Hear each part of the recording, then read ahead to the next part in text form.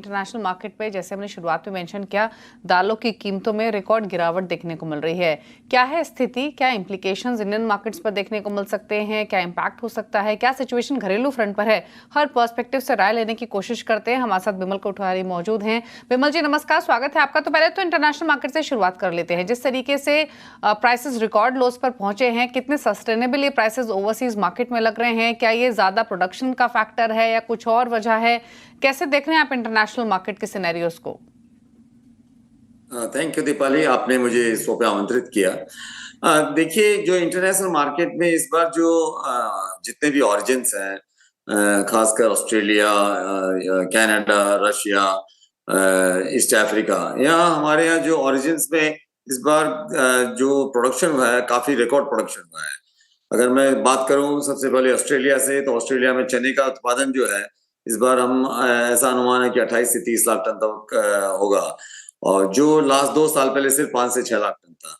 और कनाडा में और रशिया में वहां पे भी इस बार येलो पीस मटर का बहुत बड़ा उत्पादन रहा है। कनाडा में लगभग 3.5 मिलियन टन मटर का उत्पादन है, जबकि रशिया में ऐसा अनुमान है कि 4.5 से 5 मिलियन टन का उत्पादन होगा येलो पीस का। और जो लेंटिल्स है, मसूर, उसका भी उत्पादन जो ऑस्ट्रेलिया और कनाडा जो मुख्य देश हैं उनमें काफी अच्छा उत्पादन है। लास्ट ईयर से काफी मात्रा में ज्यादा उत्पादन है। और इसके अलावा कजाकिस्तान और रशिया में भी इस बार लेंटिल्स में अच्छा उत्पादन है। उसी तरह अगर हम तुअर में देखें, तुअर में ईस्ट अफ्रीका में बहुत अच्छा उत्पादन है इस साल। हमारा ऐसा अनुमान है कि वहां पे कम से कम 10 लाख टन से भी ज्यादा का उत्पादन होगा। तो अगर हम देखें कि जितने भी ऑरिजिन्स है, सब जगह इस बार जो उत्पादन है बहुत अच्छी मात्रा में है, और जो दालों की उपलब्धता है वो बनी रहेगी। और जो भाव है, भाव में ऑलरेडी बहुत सारी कमी आ चुकी है, लेकिन हमारा मानना है कि अभी भी जो नवंबर महीने से मैं समझता हूँ कि इसमें भाव में जो अभी जो प्राइस से चल रहे हैं उनमें और भी गिरावट हम देख सकते हैं। जैसे कि मैं आपको बताऊं कि चने का जो अभी भाव है ऑस्ट्रेलिया में $490 से $500 के भाव है, जो हमारा अनुमान है कि $450 हो जाएंगे या उससे भी कम हो सकता है। मसूर का जो जो प्राइसेज है अभी $600 से 2 महीना पहले वो घट के 480 हो चुके हैं, और ऐसा हमारा अनुमान है कि 450 से भी नीचे आ सकते हैं।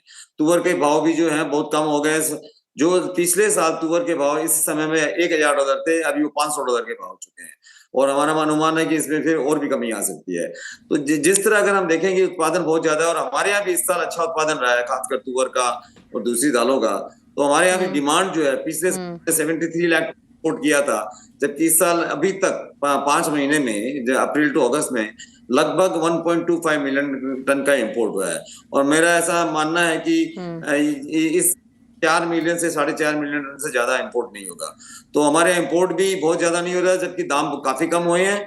और जो ओरिजिन्स में वहां भी काफी ज्यादा मात्रा में उत्पादन है, इसलिए वो लोग, और India is the largest market, India सबसे बड़ा मार्केट है जो इतनी बड़ी खपत कर सकता है। तो इसलिए वो इंडिया के मार्केट को देख रहे हैं। इसलिए इंडिया अब एक ही उनके पास अल्टरनेटिव है कि भावों को कम करे, ताकि इंडिया इस जो ये क्वांटिटी वहां उत्पादन की गई है उसको अब्जॉर्ब कर सके।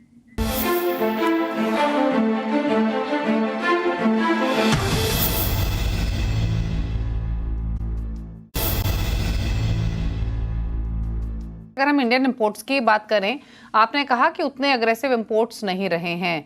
अब क्योंकि प्राइसेस नीचे आए हैं, और यहाँ से जैसे आपने कहा कि शायद भाव इंटरनेशनल मार्केट्स में और थोड़ा नीचे आ सकते हैं, क्या उसको फायदा उठाने की कोशिश की जाएगी? इंपोर्ट्स यहाँ से क्या थोड़े से बढ़ सकते हैं अगर भाव थोड़ा और इंटरनेशनल मार्केट में नीचे आया? और दूसरा, अगर हम अपनी प्रोडक्शन की बात करें, आपने कहा बेहतर दिख रही है, किस तरीके के आंकड़े शोइंग कर रहे हैं वर्सेस लास्ट ईयर? कितना प्रोडक्शन ज्यादा रहने की प्रोबेबिलिटी है? देखिए, जो हमारा जो उत्पादन 23-24 है, उससे बढ़कर इस साल कुछ ज्यादा हुआ है। मेरे ख्याल से 26 से 26.5 मिलियन टन का रहा है। जैसे खासकर तुअर का अगर हम देखें, अभी तक हमको पिछले साल की जो दिसंबर में हमारे यहाँ तुअर का हार्वेस्ट होता है, तो लास्ट जो दिसंबर 24 में हार्वेस्ट हुई थी, आज भी हमें पुरानी तुअर मिल रही है। और जो दूसरी दालें हैं उनका भी उत्पादन अच्छी मात्रा में है। चने में भी कोई इतनी ज्यादा कमी नहीं दिख रही है जैसा कि अनुमान था।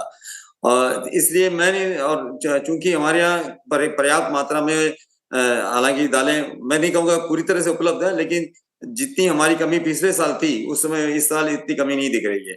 इसलिए चूंकि भाव भी इतने कम आ चुके हैं, इसलिए इंपोर्ट भी कम हो रहा है। अभी तक जैसा मैंने बताया कि लगभग 1.25 मिलियन टन का इंपोर्ट लास्ट 5 महीनों में हो चुका है up to August, April to August.